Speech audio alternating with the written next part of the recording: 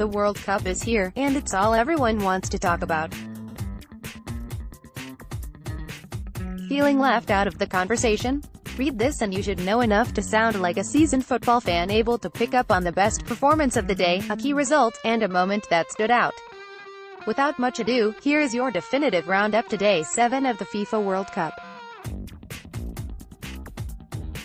Key performance: Diego Costa Public. Enemy number 1, the Brazilian-born striker who chose to represent Spain, was the difference as Spain beat Iran 1-0 to stay level with Portugal, who beat Morocco with the same score. Iran produced a defensive masterclass in the first half as they had 6 men behind the ball at all times and frustrated a Spain side which struggled to find their swagger against a resolute backline. Despite having a staggering 80% of the ball, La Roja managed only 1 shot on target in the first 45 minutes. Costa didn't let that get to him though, as he kept making runs and drawing fouls, and played the kind of mind games that he's developed a reputation for over the years. In the 40th minute, he stepped over Iranian goalkeeper Biran Van's toe, and kept it throughout the frustrating 45 minutes. His hard work paid off in the 53rd minute when he beautifully turned away from the Iranian defense, and slotted in a ricochet shot into the back of the net. Iran nearly equalized, but their goal was ruled offside through VAR, and it remains extremely tight at the top of Group B between Spain and Portugal.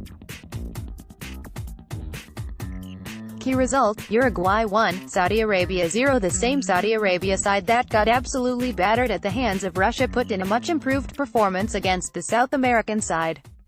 It was in vain, though, as La Celeste found their winner from Luis Suarez, who scored in his 100th appearance for the national team. This win qualified both Russia and Uruguay to the round of 16, and helped Uruguay keep up with Russia on points.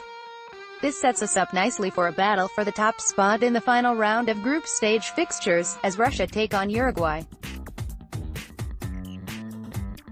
Meanwhile, Egypt will play Saudi Arabia in a bid to avoid finishing rock bottom of the group, and should Saudi Arabia perform like they did against the South Americans, it would be interesting to see who wins that clash. Key incident: Ronaldo's goal against Morocco. This goal was significant, both in terms of the World Cup and the history books. Portugal were dominated for large parts of the game as their goal was peppered with 13 shots from the North African side. Therefore, Ronaldo's goal in the 4th minute meant Portugal had something protected and ensured they had a chance to finish top of the group. Morocco were very wasteful with their chances, especially Mehdi Benatia, as he was presented with a number of chances from set pieces. Ronaldo's goal also moved him to 85 international goals, 1 clear of Ferenc Puskas, making him the leading European international goalscorer. It also ensured his purple patch continued, as he now sits on top of the scoring charts with 4 goals from 2 games. He will surely be eyeing the Golden Boot, but also be looking at some of the records in the World Cup. Miroslav Klose holds the highest number of goals in World Cup with 16, while Frenchman Just Fontaine holds the record for the highest number in a single tournament with 13 goals from 6 games. Should the Portuguese captain get to the 13-goal mark this World Cup, he would automatically equal Klose's all-time record.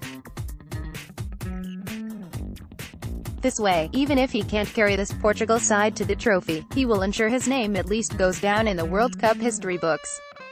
Day 7 surprised us by not springing any surprises, which seemed to have become the norm for this World Cup.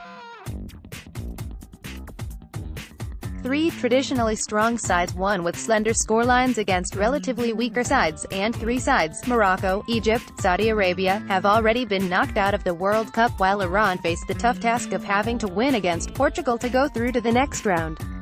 It seems like a return to normalcy in an otherwise topsy-turvy World Cup. There is still lots to fight for in both Group A and B, however, with the top spot still there for the taking, and Iran will be hoping they still have a surprise left in them to steal a qualification spot from the European heavyweights Portugal.